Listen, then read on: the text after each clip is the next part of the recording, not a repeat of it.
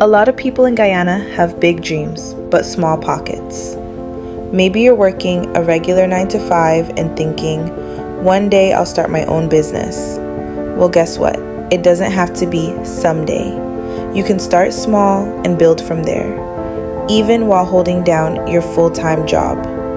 Here's how you can make that happen. Start with what you know. Take a look at the skills you already have. Maybe you're good at cooking, sewing, doing nails, or sourcing items online. Those small things you do for friends and family, that could be the foundation of your business. You don't need a fancy office or storefront to get started. Plenty successful businesses in Guyana began in someone's living room or kitchen corner. Keep your costs low. Short on cash? That's okay. Start with what you can afford. Buy a small amount of stock or offer services that don't require much capital.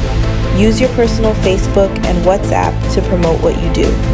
Take orders online and arrange pickups or delivery. Keep it simple. And if you're importing items, services like ShopGT make it easy. You shop from the US, they handle the shipping straight to your door. Manage your time wisely. Yes, your job takes up time, but you don't need a full day to get started. Even 1 hour in the evening or a few hours on weekends can push your hustle forward. The key is consistency. Small steps every day add up to big progress. Start small, stay focused. Choose one product or service you can manage well. Build a small, loyal customer base. Get feedback and improve as you go. Don't try to do too much at once.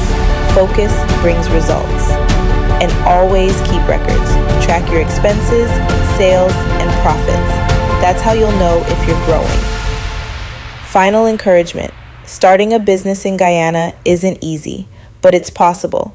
Plenty people are doing it, quietly, steadily, and successfully. So don't wait until everything's perfect.